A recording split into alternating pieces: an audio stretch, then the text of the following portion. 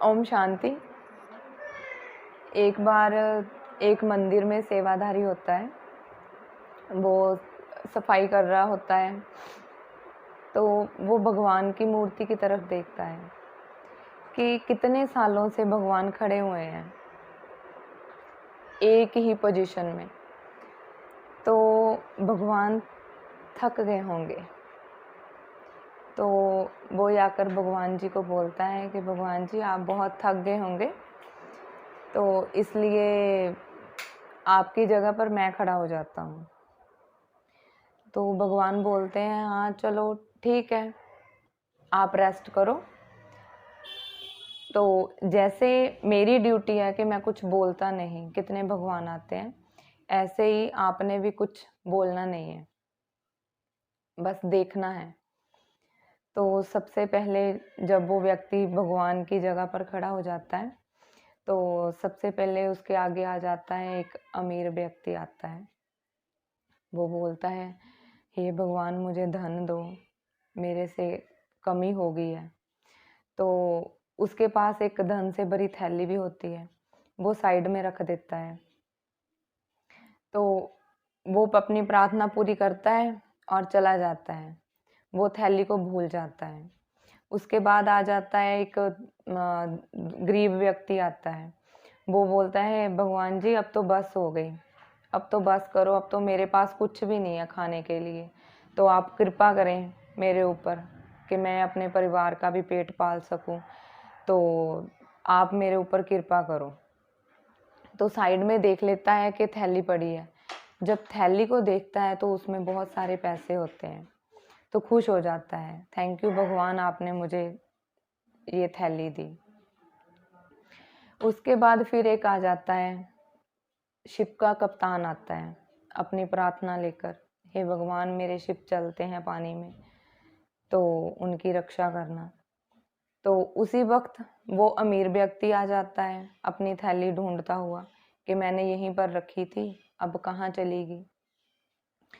वो देखता है कि कहीं नहीं है, तो सभी का शक किसके ऊपर जाता है? कप्तान के ऊपर।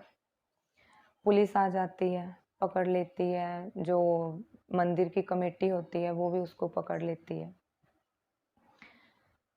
तो वो मना करता है, नहीं मैंने कुछ नहीं चुराया, मेरे पास कुछ नहीं है, आप मुझे माफ़ कर दो। तो कोई नहीं मानता, उसको जेल में लेकर जाना होता है जब पुलिस आ जाती है। तो जो व्यक्ति भगवान बना होता है वो बोलता है, ठहरो, मैं भगवान बोल रहा हूँ। सभी शौक हो जाते हैं कि भगवान बोल रहा है, तो सुनो क्या बोल रहा है।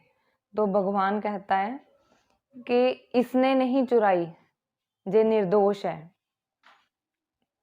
किसने चुराई है? जो पहला गरीब व्यक्ति है वो लेके गया है पैसों की थैली, आप उनसे ले लो, इसको छोड़ दो। ठीक है, तो उसको छोड़ दिया जाता है, गरीब व्यक्ति से थैली ले ली जाती है।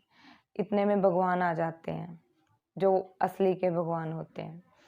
वो पूछते हैं उस व्यक्ति से पे, हाँ भाई, कोई प्रॉब्लम तो नहीं हुई यहाँ पर, तो ठीक ठाक चल रहा है?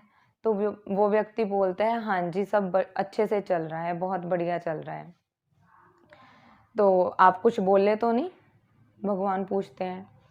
तो उसने कहा, नहीं मैं कुछ बोला तो नहीं, मगर मजबूरन मुझे बोलना पड़ा। भगवान जी पूछते हैं, फिर क्या बोलना पड़ा आपको मजबूरन? तो वो बोलते हैं कि एक व्यक्ति निर्दोष था, उसको ऐसे ऐसे कर कर पकड़ा गया, तो मैंने फिर बोला कि इस व्यक्ति ने नहीं चुराई, थैली पैसों की जो थी वो गरीब व्यक्ति लेके गया, इसलिए मैंने एक निर्दोष को सजा होने से बचाई, नहीं तो वो जेल में चला जाता। तो भगवान बोलते हैं कि आपने ऐसा क्यों किया? मेरी तो इच्छा ही थी कि वो जो व्यक्ति है वो जेल में जाए और गरीब व्यक्ति के पास पैसा होता। तो वो व्यक्ति बोलता है, ऐसा क्यों? तो भगवान जी ने बोला कि जो वो अमीर व्यक्ति था पहला, वो खुद के लिए जीवन व्यतीत करता था, उसको कोई भी दिखता नहीं था, किसी के पास पैसा नहीं है, जहाँ किसी को कोई प्रॉब्लम है उसको कोई दिखाई नहीं देता था अपने सिवाय। वो जो गरीब व्यक्ति था उसको बाकी भी दिखाई देते थे, वो औरों को भी देख रहा होता है। तो इसलिए उसको मैंने पैसा दिया, उसको धन दिया कि उसके खुद के लिए भी और दूसरों के लिए भी। तो जो कप्तान आ जाता है बीच में, वो कप्तान को जेल में क्यों डालना था? उस कप्तान को जेल में इसलिए डलवाना था क्योंकि उसका शिप जाने पानी में उतरने वाला था और कुछ दिनों के बाद वो शिप डूबने वाला था और सभी शिप के जितने भी लोग हैं सभी मर जाते और इस कप्तान की बहुत ज़रूरत है बाकी शिप्स को भी ना। तो इसलिए इसकी जान ज़्यादा ज़रूरी थी, इसलिए इसको मैंने जेल में भेज देना था। अब वो व्यक्ति चुप, क्योंकि उसने भगवान की प्लानिंग का सत्यानाश कर दिया अपनी बीच में। जैसे भगवान ने कहा कि आप कुछ मत बोलना जो भी हो रहा है, मगर उसने बीच में बोल दिया। तो इससे हम भी ऐसे ही करते हैं, जो भगवान की प्लानिंग होती है वो एक्यूरेट चल रही होती है, मगर हम क्या करते हैं, भगवान ने ऐसे नहीं किया, भगवान ने हमें ये चीज़ कम दी, अगर उसने दुख दिया क्यों दिया? पहले तो भगवान दुख देते ही नहीं है। अगर हमको दुख आ भी जाता है तो हम भगवान को ही कोसते हैं कि उसने दुख दिया हमें।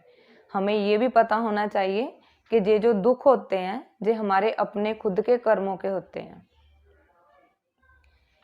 इसलिए भगवान साक्षी होकर हम बच्चों को देखते हैं, साक्षी होकर वो ड्रामा जैसे चल रहा है एक्यूरेट वैसे ही चलने देते हैं। वो अपना इंटरफेरेंस नहीं करते हमारे कर्मों के बीच। इसलिए हमें भी भगवान की प्लानिंग में इंटरफेरेंस नहीं करना चाहिए।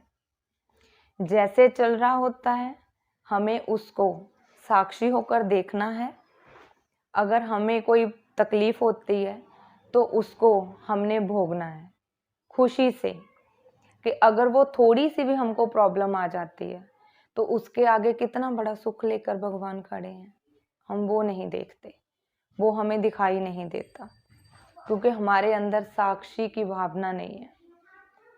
हम साक्षी होकर नहीं देखते कुछ भी, कोई भी प्रॉब्लम आ जाती है। इसलिए हमें हमेशा साक्षी होकर देखना है और भगवान की एक्यूरेट जो प्लानिंग चल रही है उसकी पालना का आदर करना है। ओम शांति।